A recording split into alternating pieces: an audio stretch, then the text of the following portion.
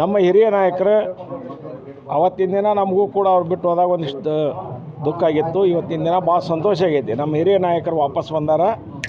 ಅದರಿಂದ ನಮ್ಮ ಪಕ್ಷ ಇನ್ನಷ್ಟು ಬಲವರ್ಧನೆ ಆಕತಿ. ನಮ್ಮ ಧಾರವಾಡ ಜಿಲ್ಲೆಯಲ್ಲಿ ಇನ್ನಷ್ಟು ಅದಕ್ಕೆ ಹೆಚ್ಚಿನ ಶಕ್ತಿ ಬರ್ತದೆ. ಯಾವ ಕಾರಣದಿಂದ ವಾಪಸ್ ಮಾಡಿದ್ರಿ ಸರ್?